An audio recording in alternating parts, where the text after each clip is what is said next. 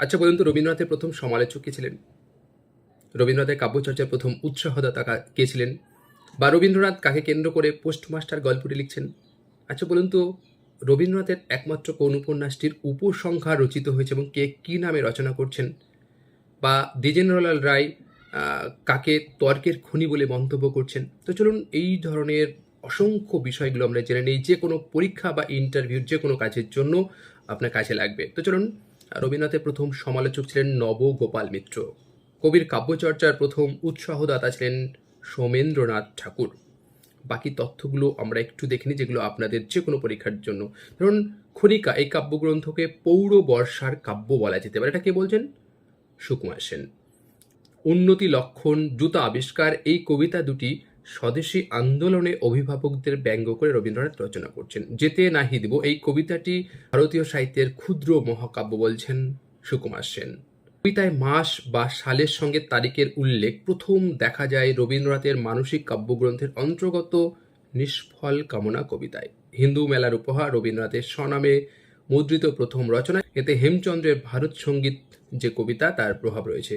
প্রদীপ এই কাব্যটিকে মধুর স্বপ্ন রসের কাব্য বলা যেতে পারে। আমরা বাকি তথ্য আরেকটু দেখে নিই। মহাজাতি সনদ এই নামকরণটি রবীন্দ্রনাথের দেওয়া। রবীন্দ্রনাথের সর্বশেষ কবিতার নাম কি? তোমার সৃষ্টির পথ রেখেছ আকীর্ণ করি। রবীন্দ্রনাথ যাকে কেন্দ্র করে পোস্টমাস্টার গল্পটি লিখছেন তিনি হলেন মহেন্দ্রলাল বন্দ্যোপাধ্যায়। রবীন্দ্রনাথের প্রথম কন্যার নাম মাধুরীলতা, তার ডাকনাম বেলা। মানুষের ধর্ম প্রবন্ধটি তিনটি ভাষণের সংকলন। মায়ার খেলা রবীন্দ্রনাথের গীতিনাট্য, এতে বিষয়বস্তু নেই। মাল্যদান এই গল্পটি মানসিক প্রতিবন্ধী বালিকাকে নিয়ে রচিত। আর মহিচন্দ্র সেন বাংলাদেশে সর্বপ্রথম রবীন্দ্র সাহিত্য আলোচনার পথপ্রদর্শক। লেখা যতীন্দ্রমোহন বাগচির লেখা এই কাব্যগ্রন্থটি রবীন্দ্রনাথকে উৎসর্গ করেন। যোগেন্দ্র নারায়ণ মিত্র রবীন্দ্রনাথের গানের বইয়ের যে প্রথম প্রকাশক, তিনি ছিলেন কিন্তু আদিম রবীন্দ্র ভক্ত, এবং এ কথা বলছেন প্রভাত কুমার মুখোপাধ্যায়, অর্থাৎ রবীন্দ্রনাথের জীবনীকার। রথযাত্রা এই ছোট গল্পটিকে গল্প কবিতা বলা যায়। রাজটিকা এই গল্পটি সরাসরি রাজনীতি বিষয় নিয়ে লেখা। হেমেন্দ্র মোহন বসু, যার শর্ট নাম এইচ বসু, রবীন্দ্রনাথের গান ও আবৃত্তির প্রথম রেকর্ড করেন। তার মধ্যে সোনাতরী কবিতা একটি উল্লেখযোগ্য কবিতা। এই কোম্পানির প্রথম রেকর্ডের নম্বর HA এবং এটি কবি কণ্ঠে রেকর্ড, অর্থাৎ রবীন্দ্রনাথ সঙ্গে এই গানটি কবিতাটি আবৃত্তি করছেন। কবির শেষ সঙ্গীত ওই মহামানব আসে। সমস্যা পূরণ এই ছোট গল্পটি জমিদার ও প্রজাদের মধ্যে সংঘর্ষ নিয়ে লেখা। রবীন্দ্রনাথের সমাপ্তি, পোস্টমাস্টার, খোদিত পাষাণ, ছুটি এই ছোট গল্পগুলির উপাদান তিনি সংগ্রহ করছেন শাহজাদপুর থেকে। রবীন্দ্রনাথের নৌকা ডুবি উপন্যাসের উপসংহার রচনা করছেন হরেন্দ্রনাথ মুখোপাধ্যায় আপনার নৌকা ডুবির পরে বলে। তো যাই হোক, এই তথ্যগুলো আপনাদের কেমন লাগছে? যদি ভালো লেগে থাকে অবশ্যই লাইক, কমেন্ট এবং সাবস্ক্রাইব বা ফলো যা ইচ্ছা করে রাখতে পারেন, আপনাদের যেটা মনে হবে। রবীন্দ্রনাথের কয়েকটি কবিতা সংকলন গ্রন্থের নাম চয়নিকা, সঞ্চয়িতা, গীতবিতান।